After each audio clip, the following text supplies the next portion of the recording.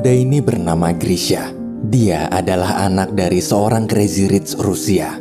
Malam itu di diskotik, seperti biasa kerjaan Grisha tiap harinya cuma main cewek dan ngabisin duit bapaknya doang. Pas si cewek nolak permintaan Grisha buat tidur bareng, dia langsung ngusir tuh cewek keluar terus ninggalin begitu aja. Di tengah jalan, dia diberhentiin polisi gara-gara ngebut-ngebutan. Waktu Pak Polisi nyuruh keluar, dengan sombong Grisha malah nyogok ngelemparin duit segepok ke mukanya. Pak Polisi pun nolak sogokan itu dan tetap maksa berhenti. Sampai tuh polisi kebawa mobilnya Grisha terus nyungsep. Beberapa jam kemudian, ayah Grisha yang bernama Pavel datang ke penjara.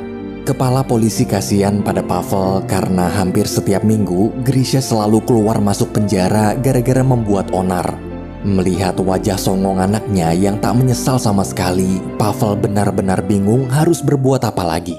Setelah membayar uang jaminan untuk membebaskan Grisha, Pavel pun meluapkan amarahnya. Semenjak ibu Grisha meninggal dunia, dia sudah lelah harus selalu mengurus semua masalah ini sendirian. Tapi Grisha tetap bodoh amat. Dia malah ngencing sembarangan dan ngerokok di depan bapaknya. Karena muak, Pavel pergi dari sana. Ia lalu curhat ke pacarnya yang bernama Anastasia.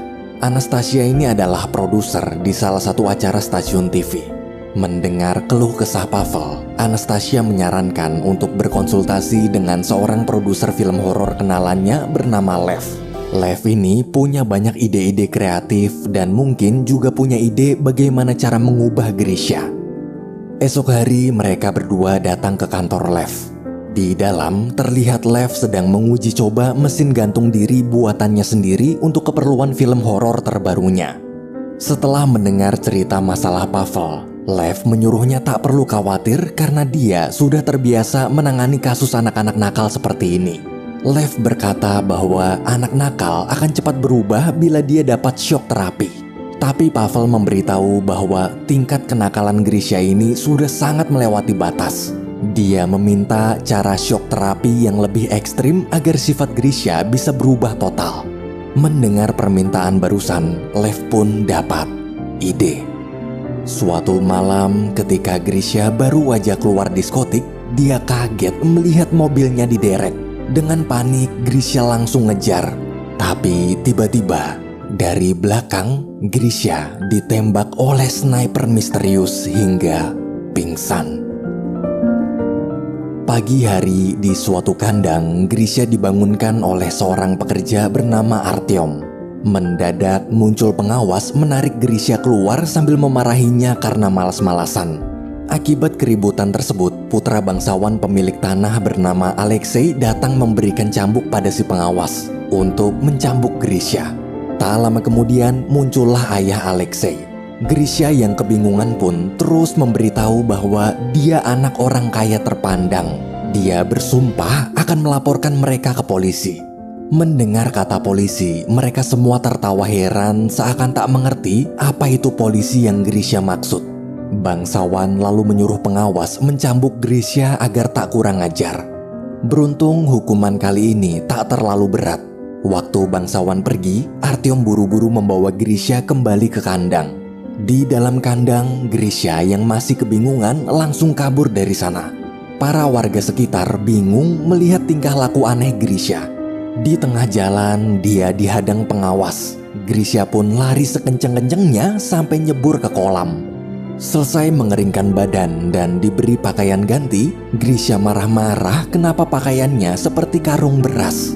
Tak hanya itu, Grisha juga bertanya apa tak ada satupun orang di sini yang tahu HP Android, pesawat terbang, internet, mobil, serta Donald Trump.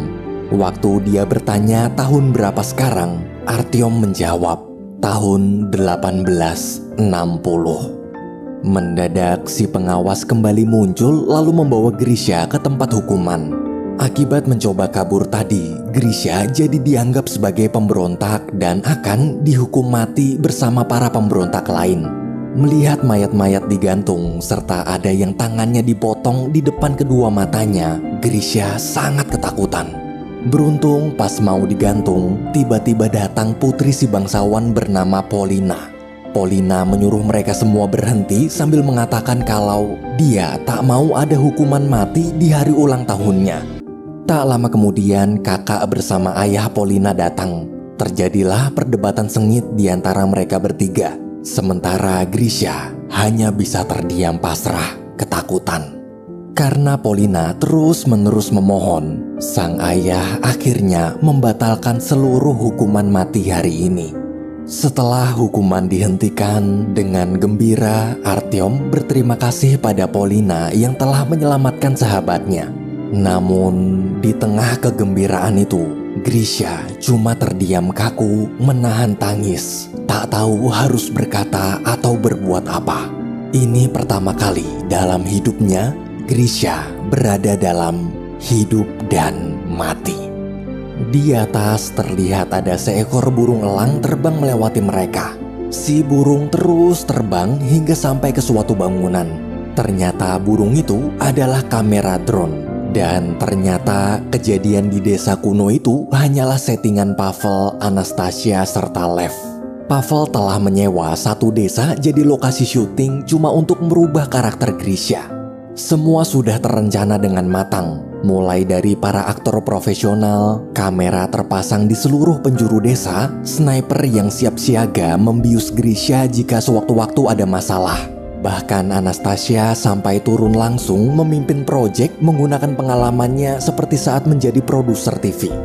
Ketika jam istirahat, sutradara menjelaskan bahwa selama di desa, para aktor dilarang memakai benda-benda modern seperti cincin, anting, BH, dan sempak pun wajib dilepas karena pada tahun itu sempak masih belum ditemukan. Di saat aktor lain sibuk briefing, Alexei justru malah pacaran dengan salah satu aktris bernama Liza. Pas lagi asik ngobrol, sutradara memberikan skrip naskah untuk scene berikutnya dan menyuruh Liza segera bersiap-siap.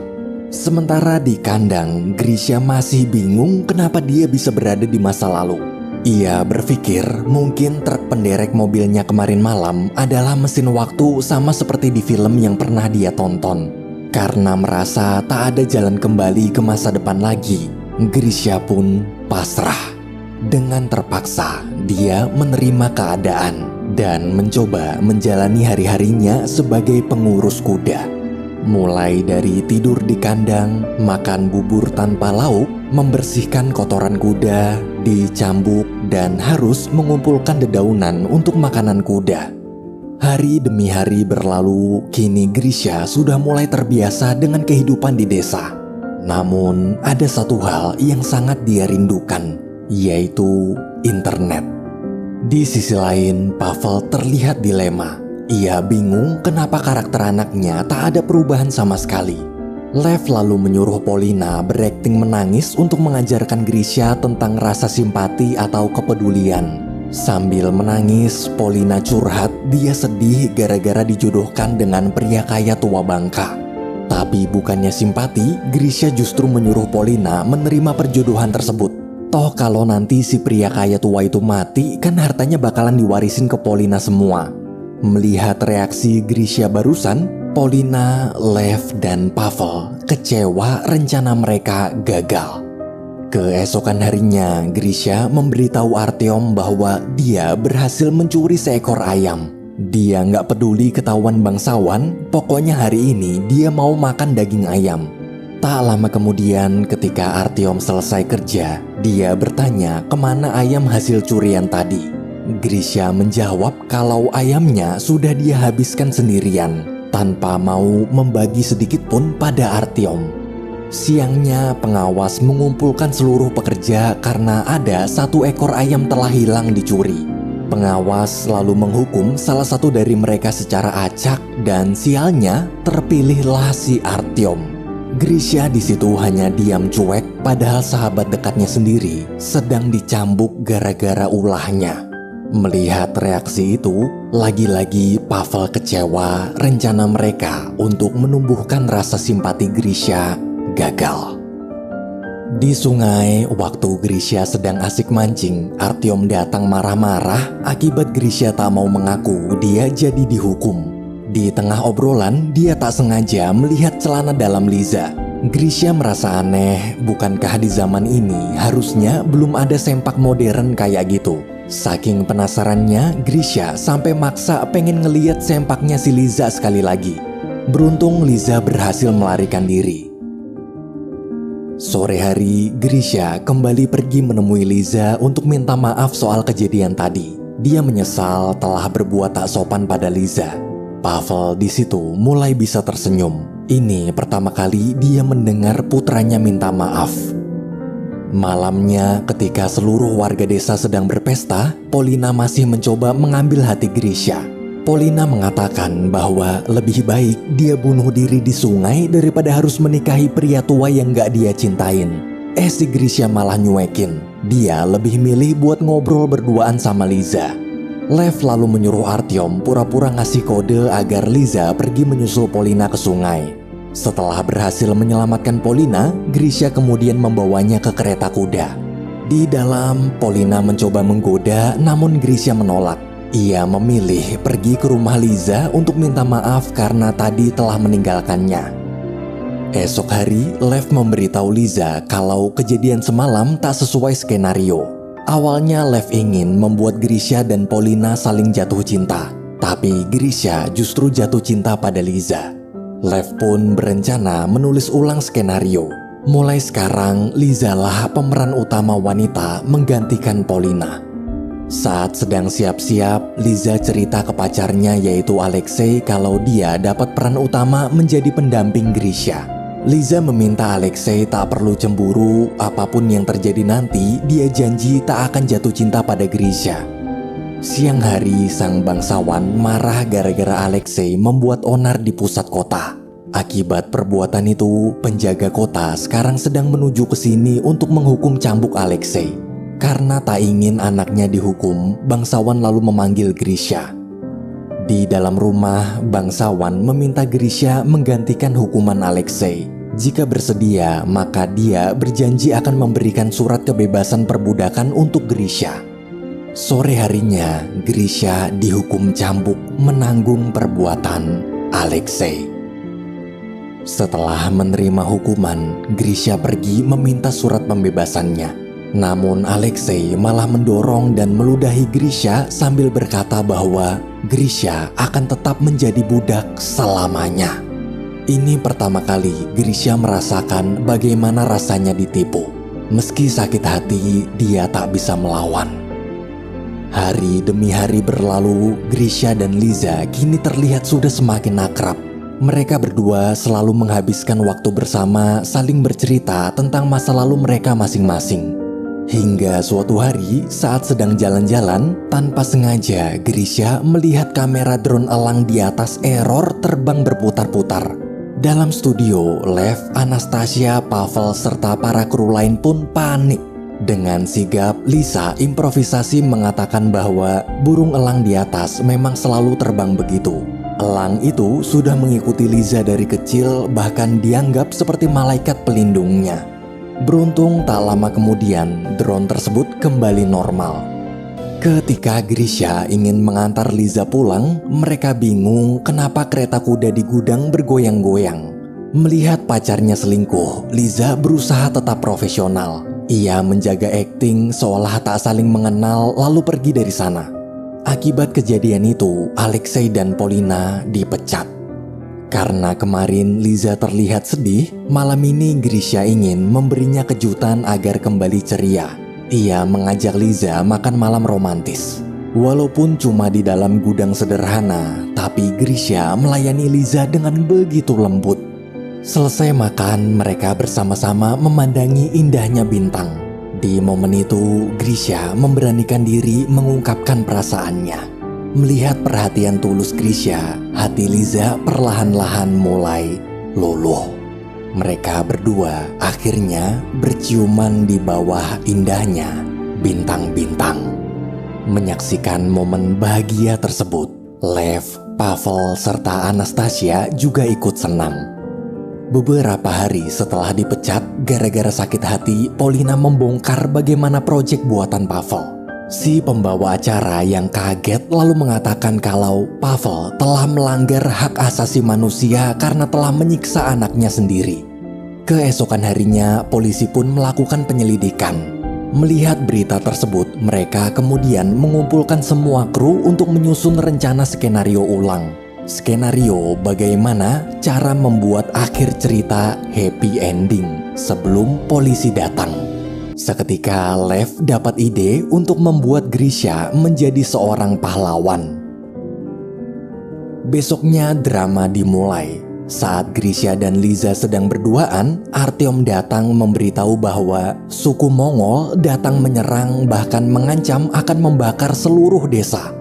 Waktu sampai, terlihat pasukan Mongol bersenjata lengkap sudah menguasai desa. Pemimpin pasukan Mongol kemudian menunjuk satu wanita untuk dijadikan istri. Karena tak terima, ayah si wanita berusaha melawan, sayangnya dia tewas terpenggal. Pemimpin pasukan Mongol lalu memilih satu wanita lagi, yaitu Liza. Tapi bukannya menjadi pria sejati yang menyelamatkan sang kekasih seperti pahlawan, Grisha justru malah pergi ketakutan. Meski Liza berkali-kali memohon, Grisha tetap pergi. Dalam studio, semua orang kecewa. Karena polisi sebentar lagi akan datang, dengan panik Anastasia buru-buru memerintahkan semua kru merapihkan barang-barang. Pavel juga menyuruh Lev untuk segera membius Grisha, tapi Lev menolak. Dia masih percaya Grisha pasti akan menyelamatkan Liza. Di tengah perdebatan, mereka mendengar suara Grisha sedang berdoa meminta bantuan pada burung elang yang Liza anggap sebagai malaikat penjaganya.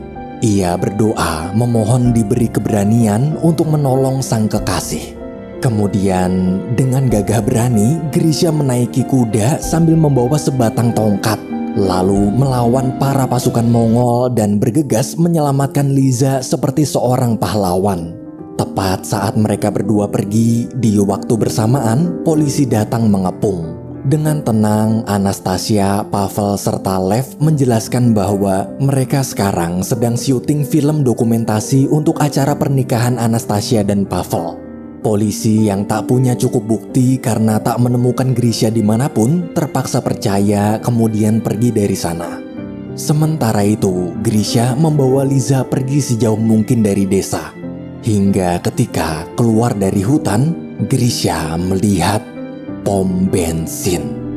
Grisha sangat bingung. Saat Liza ingin jujur menceritakan semua kebenarannya, tiba-tiba dari belakang sniper menembak Grisha dengan peluru bius.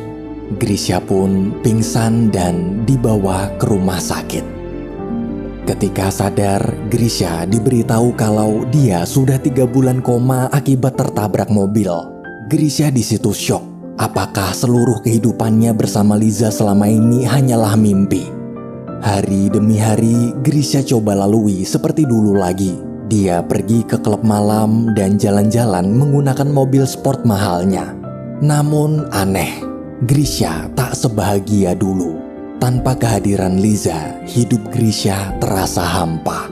Ia lalu meminta maaf, bahkan memberikan mobil sportnya pada pak polisi yang dulu pernah dia hina. Hingga sampailah pada suatu malam saat sedang minum di bar, Grisha tak sengaja bertemu Polina dan Alexei. Semenjak putus dari Liza, sekarang mereka berdua pacaran. Awalnya mereka ingin tutup mulut, pura-pura tak mengenal Grisha. Tapi karena tak tega, Polina dan Alexei pun akhirnya memutuskan menceritakan semua kebenarannya. Esok pagi mereka mengantarkan Grisha ke tempat Liza. Melihat wanita yang sangat dia cintai muncul di hadapannya, Grisha begitu bahagia. Ternyata Liza bukanlah mimpi. Liza benar-benar nyata. Beberapa waktu kemudian, Grisha mengajak Liza menghadiri pernikahan sang ayah dan Anastasia. Setelah mengucapkan selamat, Grisha lalu mengatakan kalau dia sudah tahu semuanya.